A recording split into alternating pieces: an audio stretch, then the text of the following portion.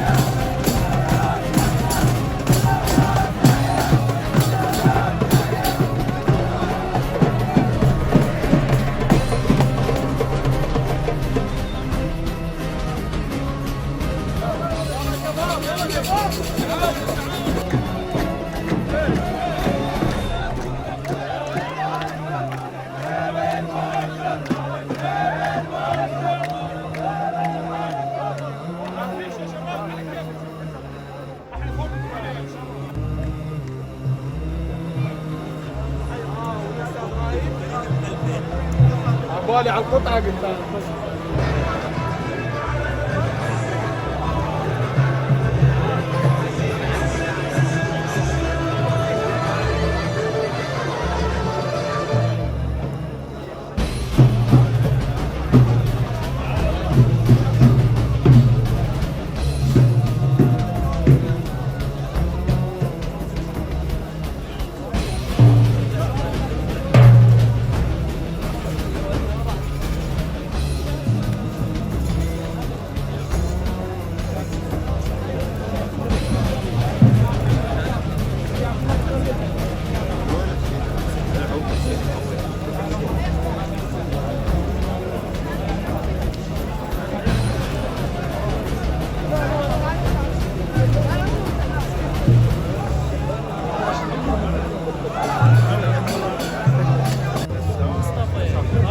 قلت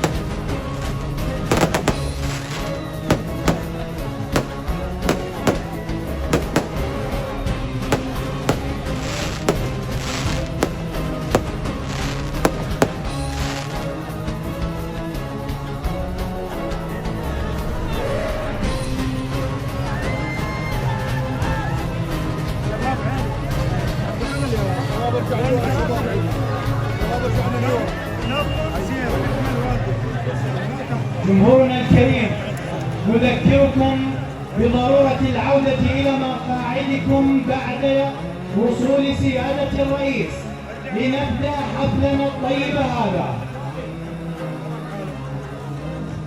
محمد الحلبوسي أسد الله، محمد الحلبوسي أسد الله،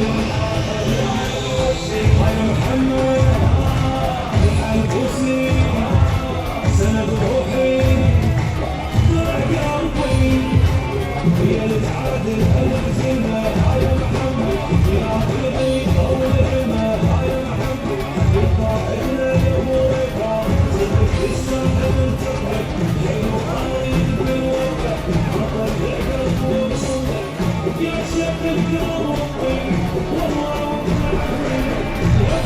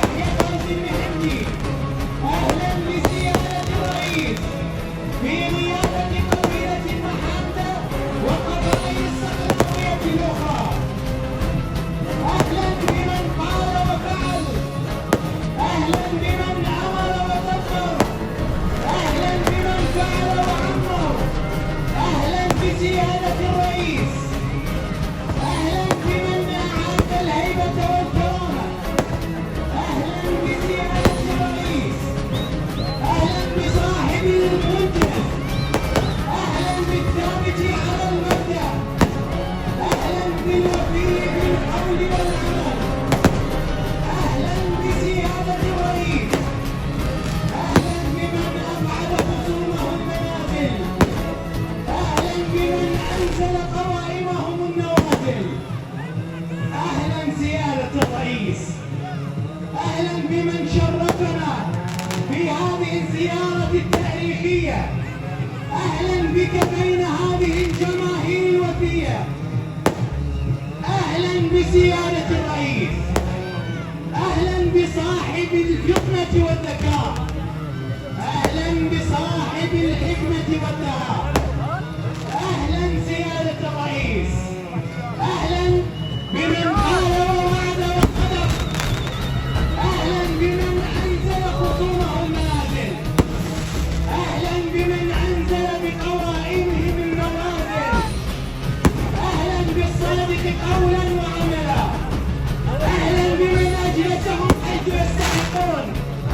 أهلا بمن أعطاهم مكانهم الحقيقي.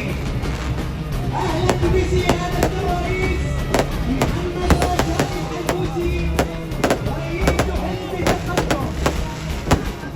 أهلا بسيادة الرئيس بين أهلك وأحبابك وأتباعك وأبطالك. أهلا بك بين جمهورك الوفي الثابت على مبدئك. أهلا بسيادة الرئيس. أهلا بصاحب القول والفعل والعمل. أهلا بسيادة الرئيس في ناحية الصقلاوية. أهلا بسيادة الرئيس في صقلاوية المواقف والرجال. أهلا بسيادة الرئيس في صقلاوية البطولة. أهلا بسيادة الرئيس في صقلاوية الشيخ الشهيد اسماعيل الشلال الدائر ضد الظلم. أهلا بسيادة الرئيس في ضيافة الأمين الحكيم الشيخ حكمة محمد اسماعيل الشلال.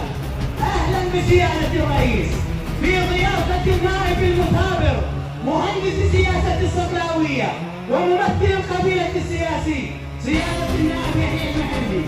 أهلا بسيادة الرئيس في ضيافة قبيلة المحافظ. أهلا بسيادة الرئيس في ضيافة الصقلاوية. أهلا بسيدي بغداد. حفلنا الكريم خير ما نبتدئ به حفلنا هذا آية من الذكر الحكيم يتلوه على مسامعنا الآن القارئ عماد صبحي العامي فليتفضل.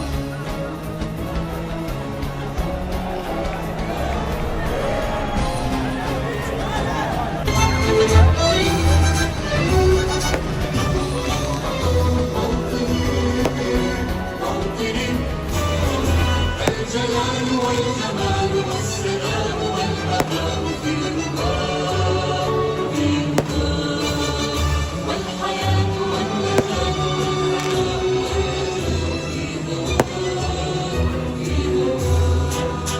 والحياة الأرى سالما منارا وغانما مكرما سالما منارا وغانما مكرما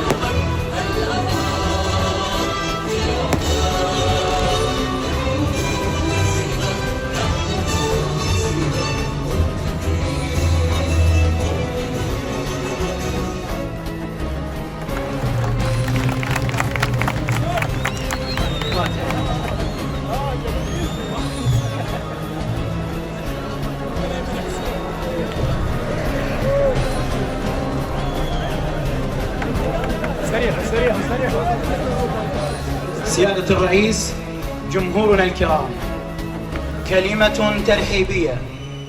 وإن الذي بنظافة اليد وحسن السرير وطيب المعشر وحسن الملابس. وحسب توجيه ودعم السيد الرئيس محمد الحلبوسي كان قدوة ببذلة مالية رياضية وساهم في إدخال 37,000 درجة وظيفية لأبناء الأمراض على ملاك وزارة التربية، فضلا عن دعم المحافظة بعدد من المشاريع الاستراتيجية الحيوية ليكمل بذلك مسيرة العطاء والبناء جنبا إلى جنب مع الرئيس محمد الحلبوسي في مشروع وطني هدفه العراق أولا والأنبار دوما في الصدارة. وهكذا تحولت الأنبار من الظلام إلى النور، ومن الألم إلى الأمل، ومن الركام إلى الأمراء، بفضل رجال آمنوا أن الأنبار لا تستحق إلا المجد ولا يليق بها إلا أن تكون في المقدمة.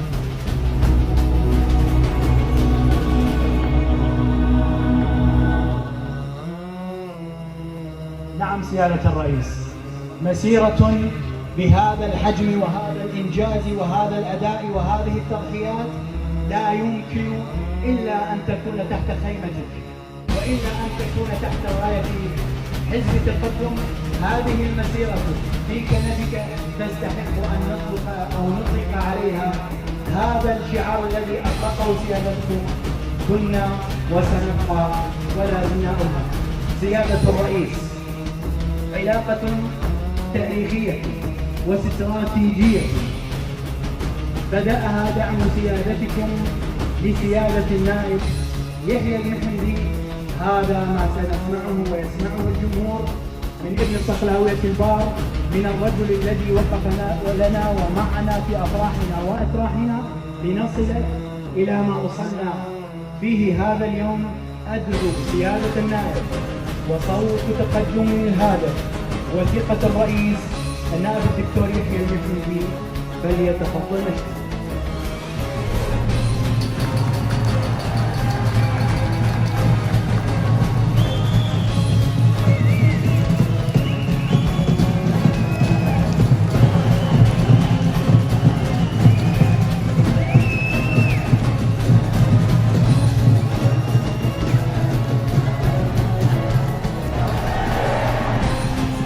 وهلا الرئيس،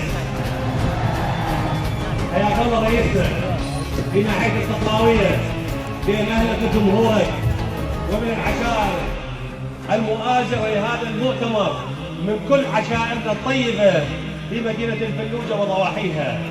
حيا الله الرئيس وكل الهلا بالرئيس بين قبيلة المحامدة والقبائل الأخرى الداعمة لك في هذا المؤتمر. أنت الرئيس بدون منازع، أنت الرئيس بدون منازع. رئيسنا أنا فرصة لي من 2019 من أيام مجلس المحافظة كما قررت المحافظة. اخترناك محافظا وكان صدق الاختيار، وبعدها اختارناك رئيسا لمجلس النواب وكان صدق الاختيار. ومن ذلك الوقت إلى الآن جمهوري قال عني انك ثقة الرئيس، وانا فعلا ثقة الرئيس. رئيسنا يستاهل، رئيسنا تتوفر فيه كل صفات الشجاعة. منذ 2017 وانا ذراعه اليمين، وانا الذي لا يخونه، وانا الذي لا يباع ويشترى. وانا كنت وما زلت وسأبقى مؤمنا بتقدم، مؤمنا بقيادته، مؤمنا بشجاعته. سيادة الرئيس، مشروعنا تعدى محافظة الأنبار. مشروعنا ليس فقط هو مشروع مكون، بل هو مشروع وطني. مشروعنا حقيقي وليس انتخابي. مشروعنا ثابت. مشاريع الآخرين قوارب مخرومة مملوكة للغير، أما مشروعنا فهو وطني عراقي مملوك لابن الأنبار الأستاذ محمد الحلبوسي.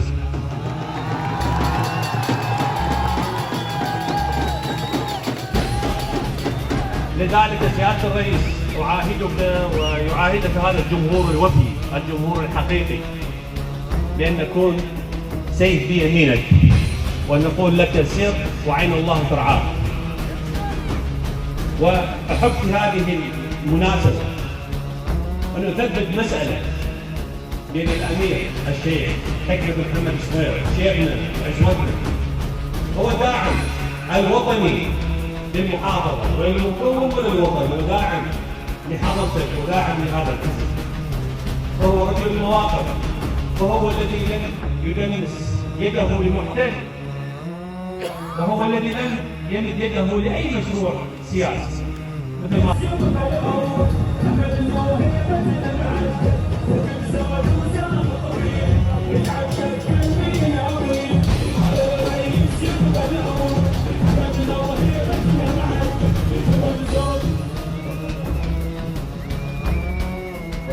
الله الرحمن الرحيم. ضيوفنا الافاضل،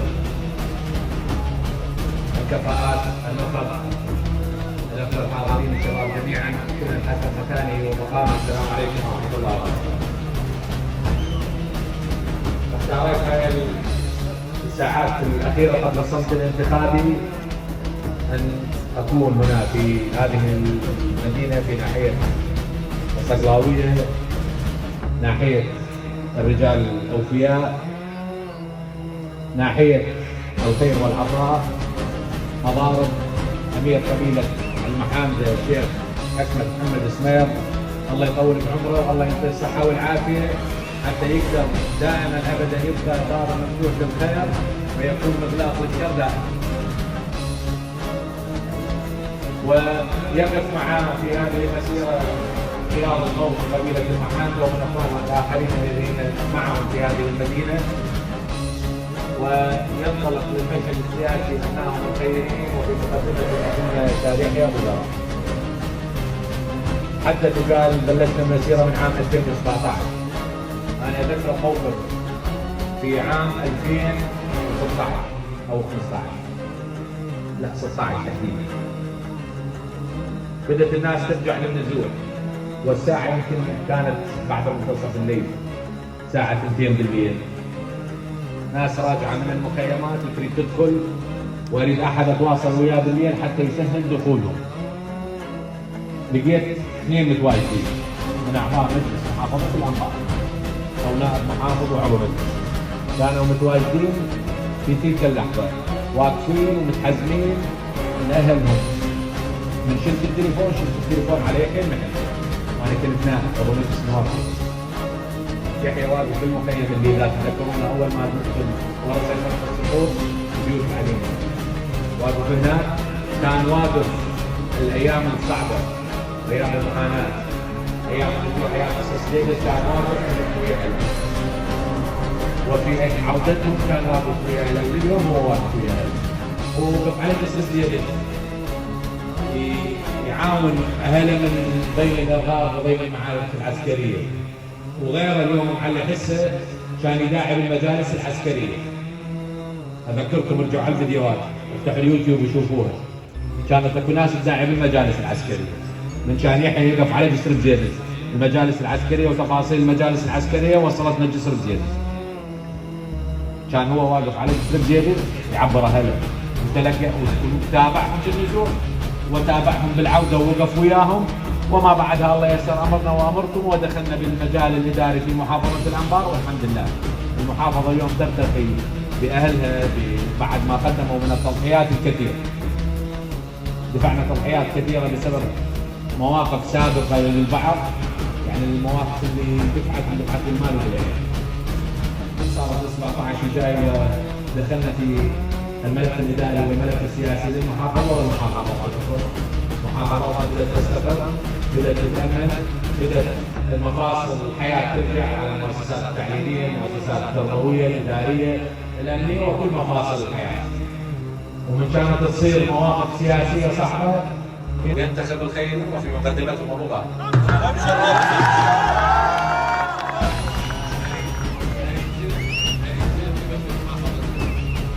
وتقف لأهلها وتقف لناسها وتقف لبلدها. أصحاب قضية وأصحاب مبدأ ما يتراجعون. يوم اللي يصير يحمل وطيس يتراجعون ودولتهم ما يلقاهم. من الناس اللي أمن الظهر بيهم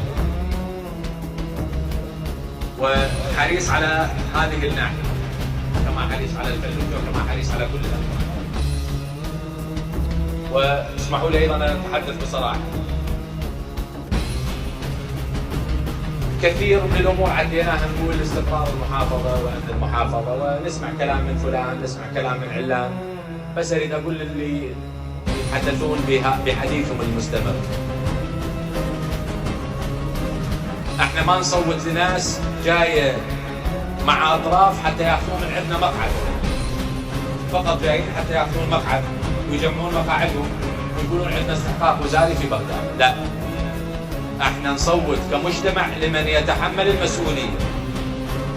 المفروض صوتنا من ننطيه لاناس يتحملون المسؤوليه، يتحملون مسؤوليه الخدمه، يتحملون مسؤوليه البناء، يتحملون مسؤوليه الاعمار، يتحملون مسؤوليه المناكفات السياسيه، مسؤوليه اقرار القوانين، ويكشفون بالمقعد. احنا ما نريد ناس تكشف بالمقعد، احنا نريد ناس نحملها مسؤوليه، سواء شخص او منظومه سياسيه هي تتحمل المسؤوليه وتروح تواجه التحديات وتجيب حق اهلها. اكو مشاريع جايتنا بهالفتره هاي، جايتنا لسلب مقعد من اهله. ونفترض اخذوا المقعد، شو يقدر يسوون؟ المحافظه باقي على التقدم. يوم 12/11 المحافظه بكل مفاصلها، بكل وحداتها الاداريه، بكل تمثيلها السياسي باقي على التقدم من محافظه نزولا لاخر مفصل فيه. ما راح يقدرون يحركون ساكن. هل هذا الاستثمار صحيح؟ هل هذا الاستثمار بصوت الناخب صحيح؟ يروح يوديها لناس ما تأثير على تغيير موظف من مكان لا. راح يروحون ايضا يروحون حدا في مجلس النواب، راح يقدم شيء الى ناس مجلس النواب اعداد اخوان. الحديث مع القوى السياسيه بناء على الاوزان. الوزن 50 مقعد يسولف على قد ال 50 مقعد، يقولون وزنه مقعدين يسولف على قد المقعد. فلا ننقذ اصواتنا ولا يلعبون على عواطفنا ولا يشيكون الناس تحت عناوين عشائريه، العشائر محفوظه والمقامات محفوظه والناس محفوظين وكل ابنائنا محفوظين ومسؤوليتنا. فلا ننطي مجال ان نسمح لاحد انه يجي ياخذ من استحقاق هاي المحافظه. من كانت الازمات وكانت المشاكل كانوا ما متواجدين، اثنين اللي هم ماشيين وراهم داقين طابوق بديرهم. حتى اللي يريد يروح يراجع مثال للتقريب، اللي يريد يروح على طبيب ناجح، يسمع من الناس انه هذا الطبيب تشافى على ايد الفلاني وتشافى على ايد الفلاني وتشافى على ايد المريض بالحاله الفلانيه. الان من تقتحمون المشكله راح المسيء راح يقول والله اساءونا بصبغه سياسيه، قلت لهم عقوبهم خلي يدخلون انتخابات، خلي يخلصون انتخاباتهم. اللي يتلاعب بدرجات المحافظه يتحاسب. التوقيت بعد 11. اللي يتلاعب بالملاكات التربيه يتحاسب. اللي اجى وسجل ناس خارج استحقاق المحافظه وجاب مستمسكات وعاف ابناء المحافظه ما ماخذين حقهم يتحاسب. واكو بيهم تعرفوهم الان هاربين، عليهم اوامر قانونيه وهاربين. واكو اخرين ينتظرون مصيرهم. بس وهمين اذكر، خاف احد يجي يوهمكم ويقول لكم احنا جبنا الدرجات الوظيفيه للتربيه. قانون الموازنه اقر في شهر 4/2023. صوتت على قانون الموازنه قبل 7 أشهر من ما صير شغلتي والنواب كانوا موجودين. تم تثبيت استحقاق محافظه الانبار في شهر 4/2023 ب 37,000 درجه وظيفيه ضمن ملاك التربيه في جداول الموازنه اللي يدعي بيها بعد حتى ما صاير عضو مجلس محافظه، والوزير نفسه ما يندل هذا الرقم موجود. فثبتت في قانون الموازنه وتم اطلاق الدرجات للمستحقين. رجعوا جابوا ناس ما مؤهلين ما مكملين اوراقهم يريدوهم ناخبين. احنا ما نتعامل ويا المواطن ناخب. كل من يقول لهم راح تمشي درجه لخارج مستحقيها ويسمعونه لل 5160. ال 5160 لا يغررون بيكم ولا يسلبون اصواتكم. اللي راح يتعينون فقط خريجين التربيه، احنا نحتاج الى كوادر تربويه. يتعينون خريجين التربيه بموجب القانون. خريجين التربيه وخريجين الاداب للاختصاصات التربويه والعلوم يعني كليات العلوم للاختصاصات التربويه والاختصاصات العلميه. واللي عنده امر محاضره سابق، اذا احد قايل لهم غير هذا الكلام او جاي يريد حشاكم وحشا السامعين، يريد يضحك على الناس حتى ياخذ صوتهم، فلا يصدقوه. ما تمشي ذني ابد، والقانون راح ياخذ مجراه مع كل المتلاعبين. ارجع واكرر خريجين ولدنا هذا استحقاق. هذول ولدنا الخريجين هذا استحقاق. هاي درجاتهم. احنا نريد المدارس مأهولة بالكوادر التربوية. ما يصير احنا نطلب الى مدارس نلقى عدد التربويين بيها 3. واحدة من المدارس شفتها في المناطق الغربية. وعمال الخدمة 5. احنا نحتاج المدرسة بها المعلم بها المدرس حتى يجي يرتب جيل وينهض بواقع حالته. لا اريد اطيل بهذه يعني الامور، بس يعني ضروري اوضحها. اللي اطلبه من عمامنا المحامل واطلبه من اهلنا في ناحيه الصقلاويه، انتصفوا لابنائكم، اوقفوا لابنائكم، اوقفوا لمشروعكم،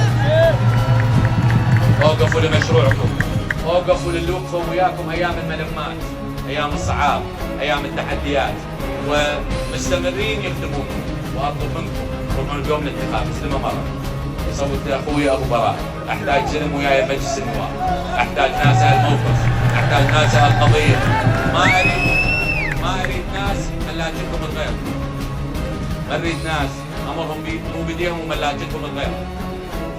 احنا ملاجه في كل محافظاتنا واصحاب قضيه لكل محافظاتنا واصحاب قضيه لبلدنا.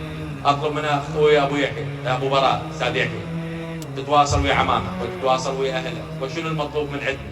ان نفزع ونقف وياك، وانا متيقن من نتيجتك الانتخابيه ومتيقن من وقفه اهلك ومتيقن من وقفه عمامك.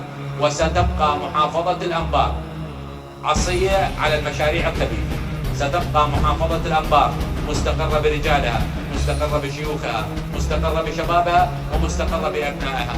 وسنين المحل هاي السنتين اللي مرت علينا سنين محل تحملناها وكانت سنين صعبه، تحملناها وما اشعرنا الناس فيها.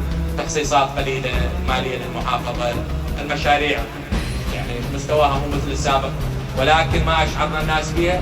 عبرت سنين المحل، الايام القادمه ايام خير لهذه المحافظه، ايام رفعه لهذه المحافظه، ايام استقرار لهذه المحافظه. واكرر اطلب من كل اخواننا وكل اهلنا لا يصوتون لمن ياتي لسلب مقعد منكم، صوتوا لمن يتحمل المسؤوليه ولاصحاب القضيه ولاصحاب المبدا، وان شاء الله البركه بكم. ممنون، شكرا جزيلا.